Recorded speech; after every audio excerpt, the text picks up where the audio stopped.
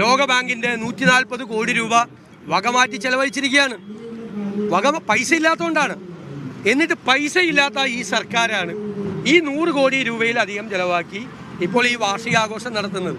ഈ വാർഷികാഘോഷം ജനങ്ങളുടെ പണമെടുത്ത് നടത്തുന്ന ആർഭാടമാണ്.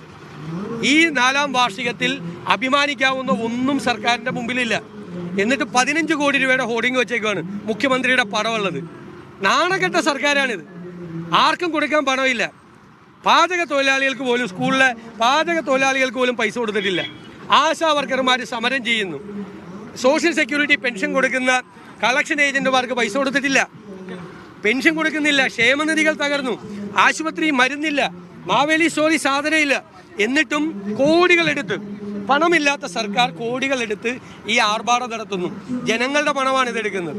140 കോടി രൂപ ലോകബാങ്കിൻ്റെ പണം വകമാറ്റി ചെലവ് ചെയ്തു. കുറ്റകൃത്യമാണ് ചെയ്തത്, കുറ്റകൃത്യം. പൈസയില്ല. എന്നിട്ട് അവസാനം ലഹരി മരുന്നിനെതിരായി ക്യാമ്പയിൻ, ചുവന്ന ബനിയനുണ്ടാക്കി മുഖ്യമന്ത്രിയുടെ പടം ഒട്ടിച്ചു വെച്ച് പാവം പിള്ളേരെ ഇടിയിച്ച്. നാണമുണ്ടോ സർക്കാരിന്? നാണം.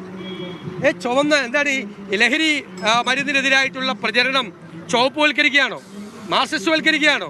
മുഖ്യമന്ത്രിയുടെ പടം സ്വന്തം കാശ് കൊണ്ട് അടിച്ച് ചിലവാക്കണം.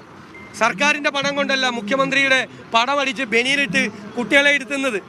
ഇതൊക്കെ എത്രമാത്രം 3ാം കിട നിലവാരത്തിലേക്ക് അല്ലെങ്കിൽ 4ാം കിട നിലവാരത്തിലേക്ക് ഒരു സർക്കാർ പോകുക എന്നതിൻ്റെ ഏറ്റവും വലിയ ഉദാഹരണം. മുഖ്യമന്ത്രി പറഞ്ഞ വികസന വിരോധികളുണ്ട്, അവർ ഇതിനെതിരെ പറഞ്ഞുകൊണ്ടിരിക്കുകയാണെന്നാണ്. അല്ലെ, എന്തെങ്കിലും വികസനം നടത്തിയാലല്ല ഇതിനെതിരായിട്ടൊരു വിരോധം പറയാൻ പറ്റുള്ളൂ. ജലജീവൻ മിഷൻ വഴിയിലാണ് കോടികളാണ് കൊടുക്കാനുള്ളത്. PWD കരാറുകാർക്ക് കോടികളാണ് കൊടുക്കാനുള്ളത്. ഒരു കരാറുകാരും ഒരു പണിയെടുക്കുന്നില്ല. ആര് വികസന പ്രവർത്തനം നടത്തിയെന്നാണ് പറയുന്നത്? അതിപ്പോൾ ഈ മറ്റേ ഇവിടെ പറയുന്ന പോലെയാണ്, നരേന്ദ്രമോദി പറയുന്ന പോലെയാണ്. നരേന്ദ്രമോദിയെ വിമർശിച്ചാൽ അവർ ദേശവിരുദ്ധർ, പിണറായി വിജയനെ വിമർശിച്ചാൽ അവർ സംസ്ഥാന വിരുദ്ധരും വികസന വിരുദ്ധരും. അതൊക്കെ കയ്യിൽ വെച്ചാൽ മതി.